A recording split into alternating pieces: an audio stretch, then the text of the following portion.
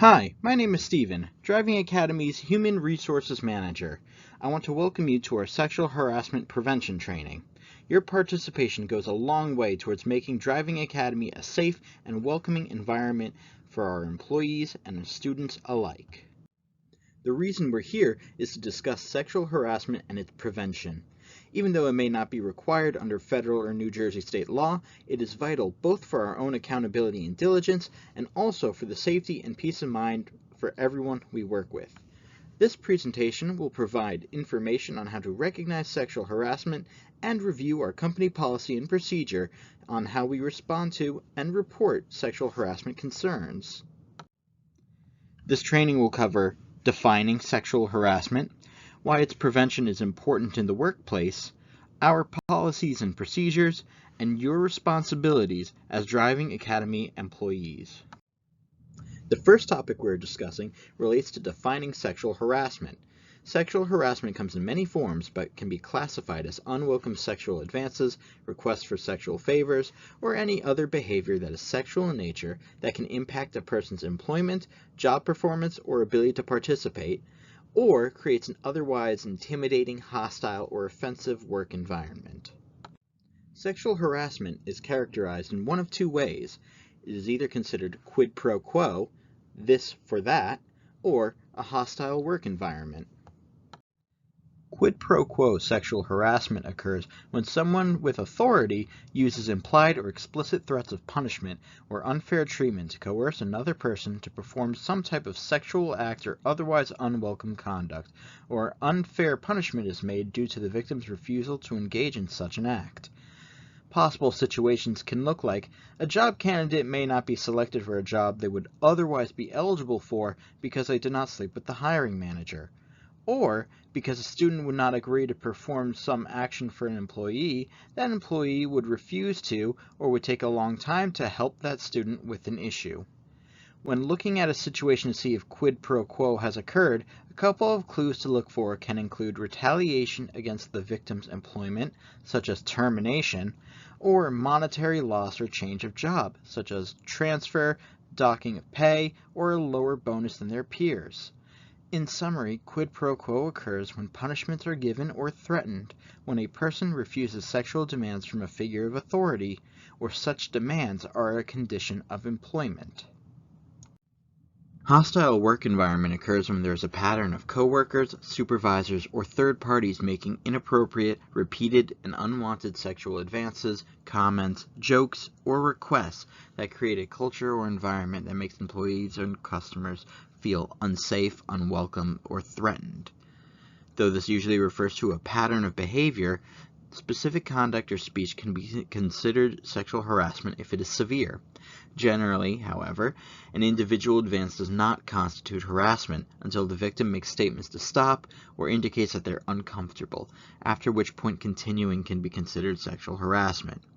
This does not, however, indicate that employees and students are free to flirt with everyone until they're told to stop. Everyone should use good judgment when engaging in such action. The perception of one's actions are often more important than the intention of them. Even if you meant no harm, you can still create a hostile work environment.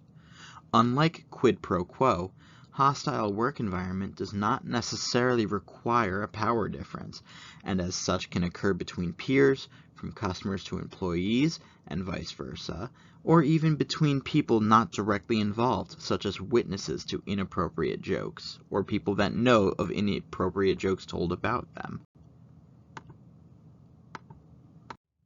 Additionally, hostile work environment does not need to occur specifically between individuals or in person, but also groups or distributed electronically, as it covers explicit or suggestive items that are emailed, texted electronically, or publicly displayed, such as posters or memos. The main takeaway is that hostile work environment occurs when it interferes with job performance or it creates an abusive or hostile work environment and can affect more than just a specific victim. Who can commit sexual harassment? Employees at all levels, from entry level to senior leadership.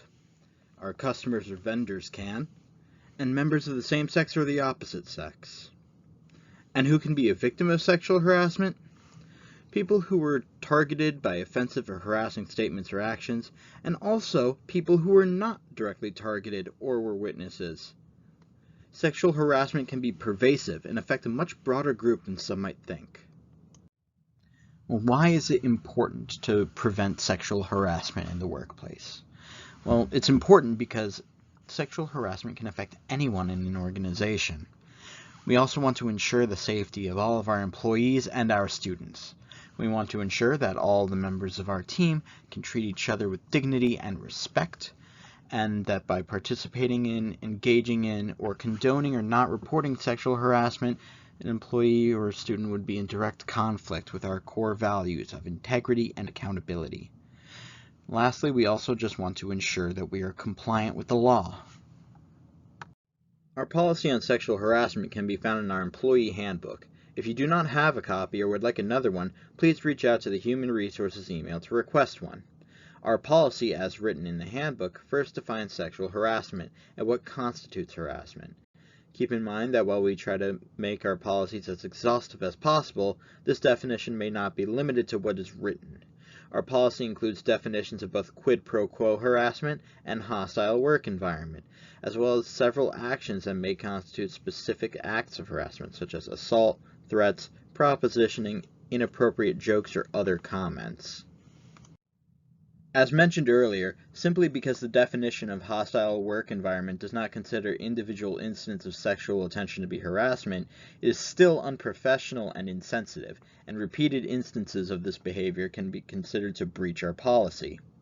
Such actions can disrupt and intimidate our employees and students alike, even if the person starting the conduct has no ill intentions. It is vitally important to be mindful of the effects one's actions have on others.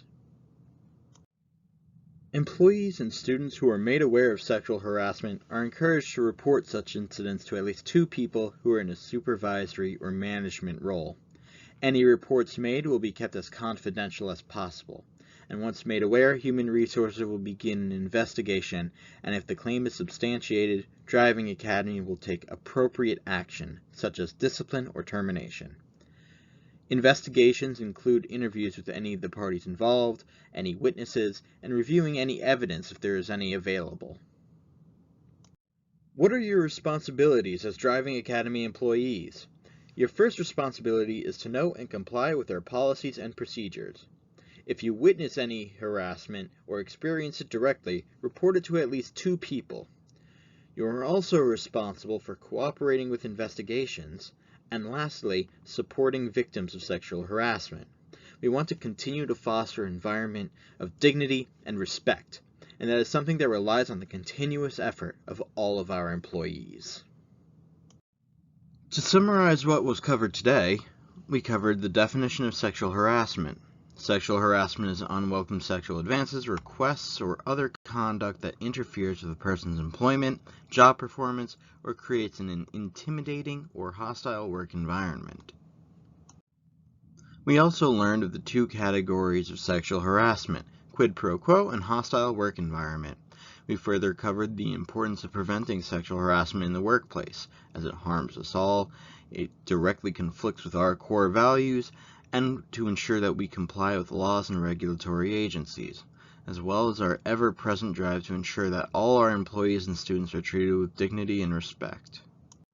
And lastly, we covered your responsibilities as members of the Driving Academy team, to know our policies, to report harassment when it happens, to cooperate with any investigations, and to support victims. This concludes our module on sexual harassment prevention. If you have any questions, please feel free to reach out to me at my email address, hr@cdldrivingacademy.com.